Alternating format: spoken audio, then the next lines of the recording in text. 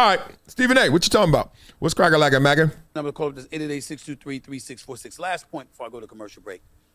If you look on the list, NFL head coaches, there were 10 openings. 7 have been filled. The Giants hired John Harbaugh. Dolphins hired Jeff Hafley, defensive coordinator out of Green Bay. The Titans hired Robert Saleh, Lebanese descent, defensive coordinator for the San Francisco 49ers, former head coach for the New York Jets. The Falcons hired former Cleveland Browns head coach Kevin Stefanski. The Ravens hired Jesse Minter. The Steelers, as you saw, with McCarthy. Minter used to be in Baltimore years ago before he departed and was serving as a defense coordinator in the Chargers. And now you got McCarthy and now Joe Brady.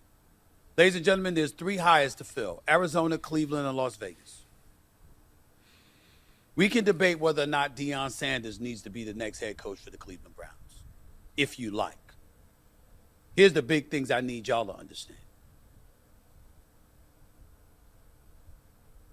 There's only one non-white coach that was hired. Of the 7 openings, 6 were filled by white men, and 1 was filled by a non-white individual of Lebanese descent, Robert Saleh. Not a single black coach was hired. And in the year 2025, decades after the Rooney Rule was inserted and implemented, and it was supposed to be so folks could get a fair shake and a fair shot, there are now 3 black head coaches in the National Football League. 3. That's it.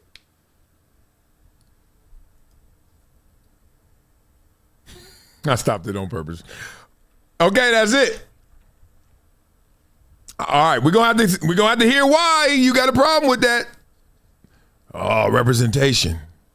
Well, I know one black coach that just said, peace. He quit. We're going to talk about that line that you got to get in to become a head coach, because I don't think we talk enough about the behind the scenes, right? How this really works in dynamic. So let's just stay on the topical level and hear what he's saying in terms of substance to support this. Just 3. And so I look at it from that standpoint, and it's not really a good feeling. Now, I know there's some people out there that's listening on the radio, and I just, recently heard somebody called up to complain to Sirius XM. Did he just say it didn't feel good? Remember how we started this show off with that little fake compassion card that everyone plays?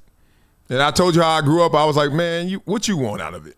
You ain't just coming over here to help me out. There are too many groups. There are too many people that need help more than me. Then, how many black head coaches we got? Like, why you... For a world that doesn't want to be judged by its color, why are you always looking for color? I just don't get the hypocrisy. Do you want to be judged by your color and all the stereotypes and prejudices that come with it? The good, the bad, and the ugly. Do you?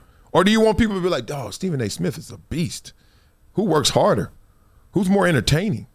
That ain't color-based. I'm listening. Because I brought that up.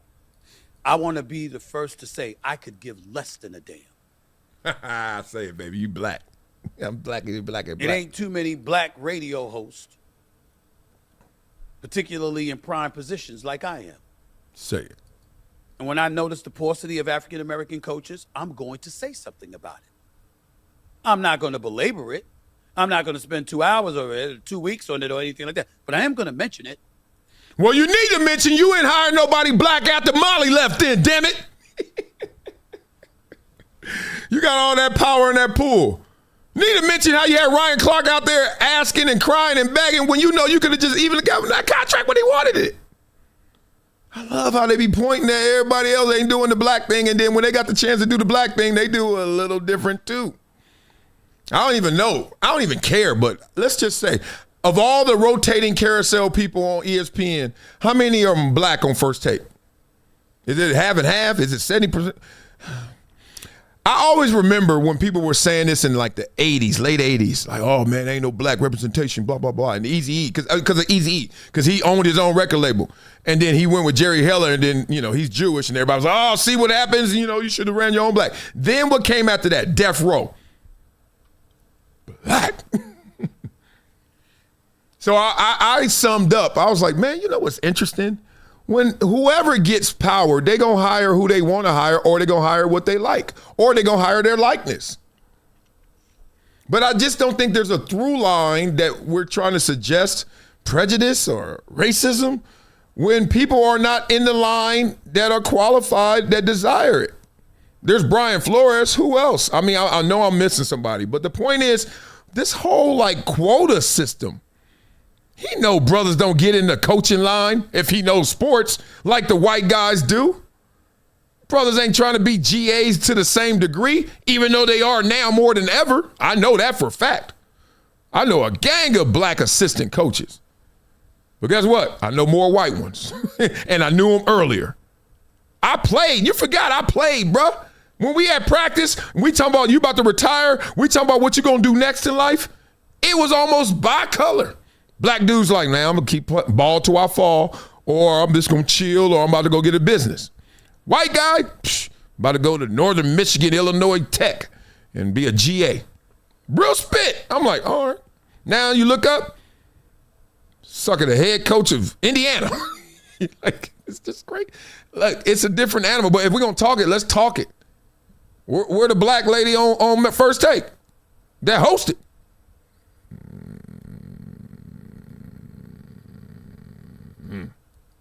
Because there's a lot of qualified black coaches in the profession. And they're not the ones getting the opportunity. And what really stands out in my mind is, dare I say, the word nepotism.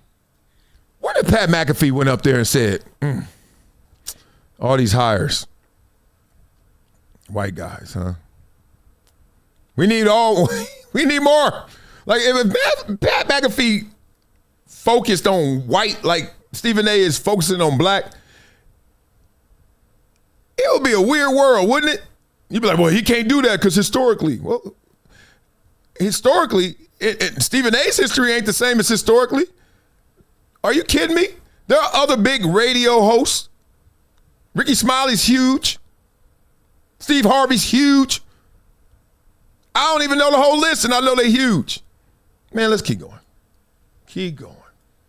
Because as I'm sitting here thinking about it, and I've got my researchers putting some notes together, okay? Some of the top remaining head coaching candidates outside of Vance Joseph, defense coordinator in Denver, there's still a lot of nepotism.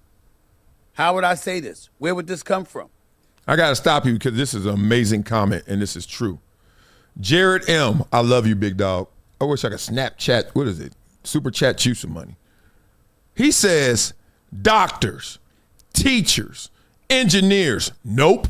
Black culture is dependent on the amount of NFL coaches the culture has. Shake my damn head. Boy, me and you speaking the same language. What the hell are you? These coaches are damn good, and if they get the job, they deserve it. I understand it. I'm not questioning their qualifications at all. I'm just simply pointing out the discrepancy. One of the big-time coaching candidates is Rams defensive coordinator Chris Shula. He happens to be Don Shula's grandson, the late, great coach of the Miami Dolphins, the great coach of the Miami Dolphins, I'm sorry. Coach Dan Marino's a boy, Coach Bob Greasy, coached the undefeated season in 1972, all of that stuff. His father's David Shula, who was the head coach of the Bengals at one time. You know Matt LaFleur, the head coach for the Green Bay Packers? Did you know his brother is the offensive coordinator for the Los Angeles Rams, who just lost in the NFC title game? Did a damn good job, by the way. But he's a coaching candidate for the job. And, of course, Seattle's offensive coordinator is a guy by the name of Clint Kubiak. That happens to be Gary Kubiak's son, former head coach for the Denver Broncos. I'm not going on Anton Daniels, Corey Holcomb level, but didn't Stephen A have his daughter on this show a lot? And I love it. But I'm just, why we hate nepotism? Back of the jersey matters, bruh. Respect that last name. Old Testament. Let's go. Just pointing that out. Me too. All three of those guys deserve consideration. And if they end up getting the job, I want to be the first to say, congratulations. But that will be 10 openings. And not a single African American will have been hired. Well, we all got Aaron Glenn with the Jets that you love so much. Let me stop. Look, come on, man. We got a coach that never lost a season, and then we got a coach that probably never win a season. Depends on how you get going on this year, too. Come on, Aaron Glenn. In the year 2025, I'd like to be the first to say that's alarming. No Brian Flores, no Vance Joseph, no Anthony Weaver with the Dolphins, no prime time. What? You can't win in college. Just a thought. What are you doing? Just a thought. I love it. Hey, Mad Dog 6 is always one thing I love about Stephen A, he don't give a damn. But I do. It's just, that is just reckless. That is reckless. And I know where it's coming from. It's either coming from a symbolic place of like, hey, I'm looking out. I ain't going too far, y'all. I'm still down. 20 mil, don't trip, Crip. I'm still here with y'all. I'm from the streets of Hollis and all that little, look, dog, I'm good. I ain't got nothing to prove to nobody, okay? If you don't see it already, then you ain't gonna ever see it.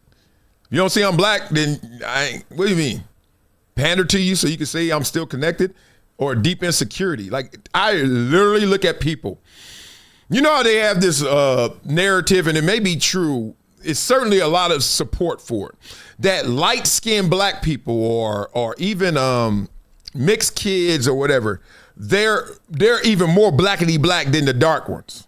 Now, I knew I grew up with a few, but I grew up with a lot of light-skinned people, and they all weren't like that. But when you want to talk about somebody going plickety, plickety, black, black, black, black, black, black, you be like, dog, oh, your wife white. Oh, your mama white. Oh, your baby mama white. Oh, you mixed. And it's like, it's almost like the insecurity has to be scratched. That itch has to be scratched by, I'm going to overcompensate.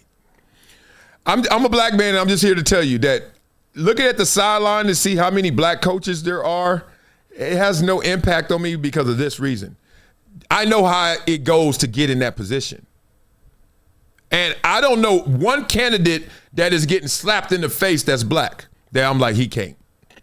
Now, I see some that are qualified that maybe should get it, should not get it, but I see white ones as well. But I don't see anybody getting stiff-armed that's black.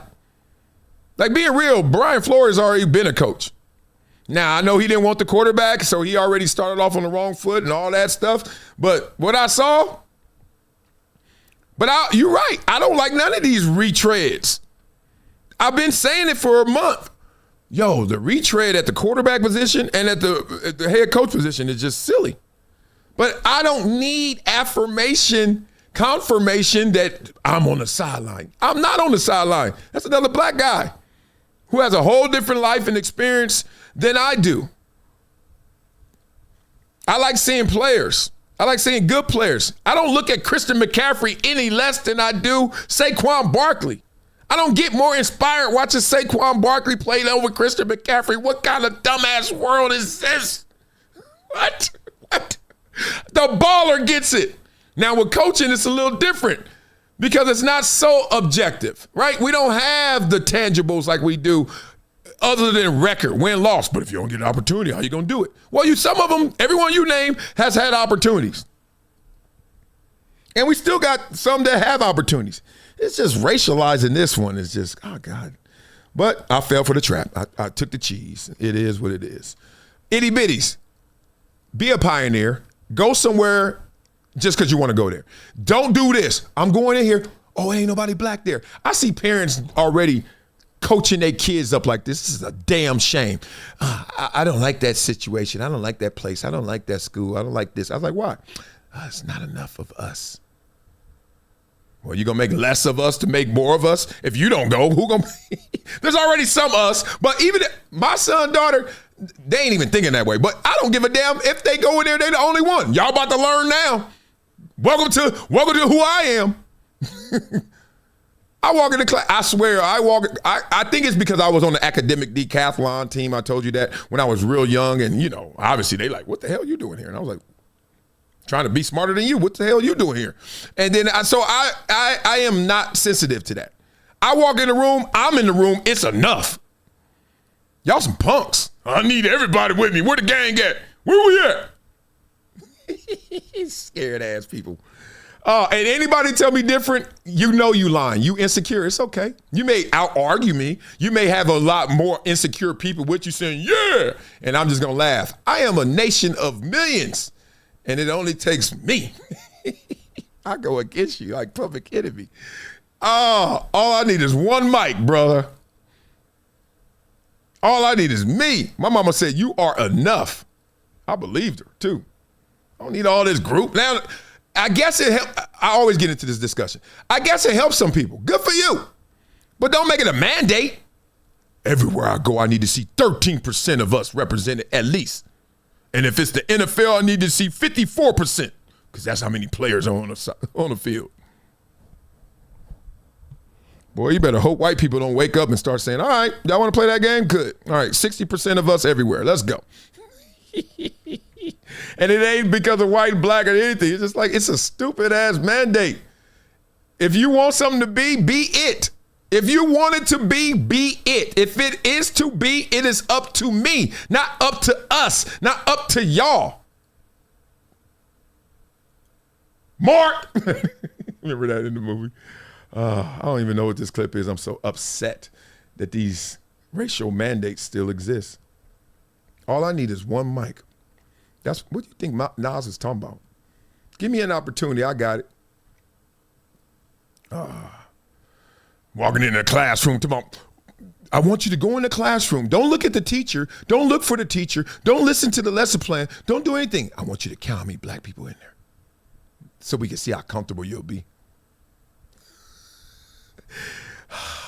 That is literally a book of how to raise a punk. Yeah, I said it. Be a pioneer. Don't be a punk. Okay.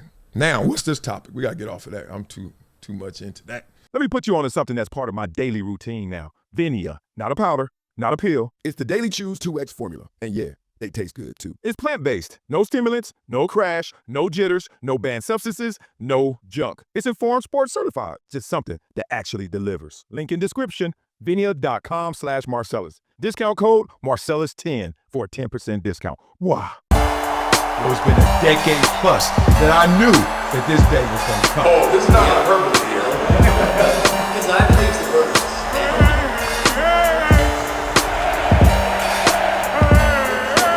Time to hydrate. Hydration's the situation, so